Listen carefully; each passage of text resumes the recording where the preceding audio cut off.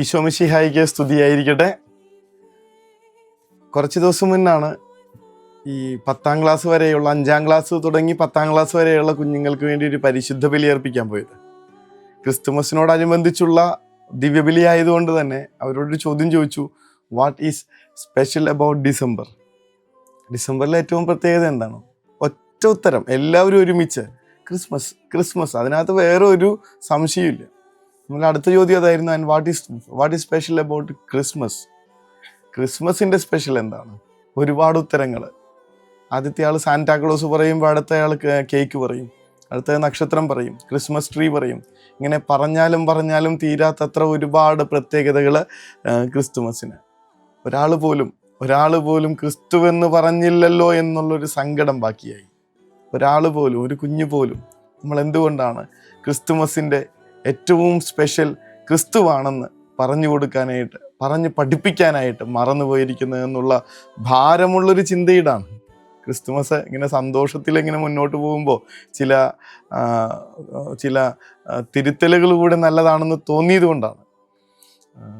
Christmas അതിൻ്റെ special ക്രിസ്തു തന്നെയാണ്. ക്രിസ്തുമസ് എന്താണെന്ന് ചോദിച്ചാൽ, ക്രിസ്തുവാണെന്ന് ഈ ലോകത്തോട് പറഞ്ഞു കൊടുക്കുന്ന വിധത്തിൽ ക്രിസ്തുവിനോടൊന്ന് ചേർന്ന് നിൽക്കാനായിട്ട് പറ്റുന്ന ദിവസങ്ങളിലേക്കാണ് നമ്മൾ പ്രവേശിക്കണേ. ബോബിയച്ചിൻ്റെ ഏറ്റവും പുതിയ പുസ്തകം അരുൾ അൻപ് അനുകമ്പ എന്ന് പറഞ്ഞൊരു പുസ്തകമാണ്. അതിനകത്ത് അദ്ദേഹം എന്നെ അത്ഭുതപ്പെടുത്തുന്ന വിധത്തിൽ ശ്രീനാരായണ ഗുരുവിനെ കുറിച്ചിട്ട് ഒരു ചാപ്റ്റർ എഴുതിയിട്ടുണ്ട്. CF ആൻഡ്രൂസ് എന്ന് പറയുന്ന ഒരു ആംഗ്ലിക്കൻ പുരോഹിതനെ കുറിച്ച് പറഞ്ഞുകൊണ്ടാണ് അച്ഛൻ അതിനെക്കുറിച്ച് പറയണേ. ഈ ആംഗ്ലിക്കൻ പുരോഹിതനായിട്ടുള്ള CF ആൻഡ്രൂസ് നാരായണ ഗുരുവിനെ കാണാനായിട്ട് ചെല്ലുന്ന സമയത്ത് ടാഗോർ ഉണ്ട് കൂടെ. ഇവർക്ക് ഈ ഒരു ഭാഷ ദ്വിഭാഷിയായിട്ട് നിൽക്കുന്നത് കുമാരനാശാനാണ്.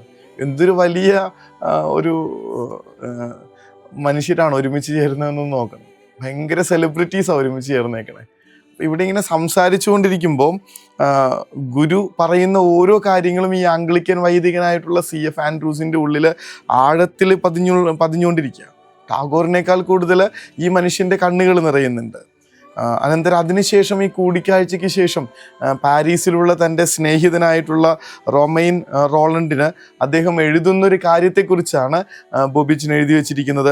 ഇങ്ങനെയാണ് എഴുതുന്നത്: നമ്മുടെ ക്രിസ്തു അറബിക്കടലിൻ്റെ ഓരത്തുകൂടി ഒരു ഹിന്ദു സന്യാസിയുടെ ചേല ചുറ്റി അലയുന്നത് ഞാൻ കണ്ടു. നമ്മുടെ ക്രിസ്തു അറബിക്കടലിൻ്റെ ഓരത്തുകൂടെ ഒരു ഹിന്ദു സന്യാസിയുടെ ചേല ചുറ്റി അലയുന്നത് ഞാൻ കണ്ടു. ക്രിസ്തുവിനെ കണക്കൊരാൾ എന്നല്ല പറയണത്, ക്രിസ്തു അലയുന്നത് കണ്ടു എന്നാണ് പറയുന്നത്.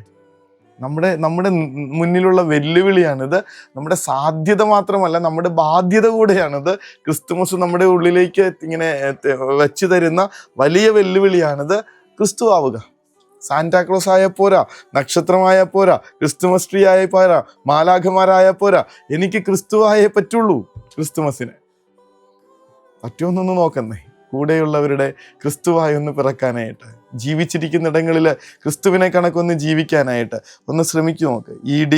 ഡോബ്സന്റെ ഒരു പുസ്തകമുണ്ട്, the year of living like Jesus എന്ന് പറഞ്ഞത്. The year of living like Jesus. ഒരു വർഷം ഈശോയെ കണക്ക് ജീവിക്കാനായിട്ട് അയാൾ ശ്രമിച്ചതിൻ്റെ അയാളുടെ അനുഭവങ്ങൾ എഴുതി വെക്കണേ. ഒരു ചലഞ്ച് ഏറ്റെടുത്ത നല്ലതാണ് ഈ ക്രിസ്മസിന്. ഇനി കുറച്ച് ദിവസങ്ങൾ ഈശോയെ പോലെ ജീവിക്കും, ഈശോയെ പോലെ ചിന്തിക്കും, ഈശോയെ പോലെ പ്രവർത്തിക്കും, ഈശോയെ പോലെ ഒന്ന് മാറാനായിട്ടുള്ള ഒരു ചലഞ്ച് ഈ ക്രിസ്തുമസ് നമ്മുടെ മുൻപിൽ വയ്ക്കുന്നുണ്ട്. ക്രിസ്തുവായി മാറാൻ തന്നെയാണ് ക്രിസ്തുമസ് നമുക്ക് തരുന്ന നിയോഗം. ക്രിസ്തുവായ ആരുടെയൊക്കെ ജീവിതത്തിൻ്റെ ഇരുളിലേക്ക് പ്രകാശമായി പിറക്കാൻ തന്നെയാണ്, ചേർന്ന് നിൽക്കാൻ തന്നെയാണ്, ഇടപെടാൻ തന്നെയാണ് ക്രിസ്തുമസ് നമുക്ക് തരുന്ന നിയോഗം. സാധിക്കുമെന്ന് നോക്ക്. വെളിച്ചം കൊടുക്കുന്ന ക്രിസ്തുവായി കൂടെയുള്ളവരുടെ ജീവിതത്തിൻ്റെ അന്ധകാരം അകറ്റുന്ന ഒരു ക്രിസ്തുമസ് ആഘോഷിക്കാനാവട്ടെ എന്ന് സ്നേഹപൂർവ്വം പ്രാർത്ഥിക്കുന്നു.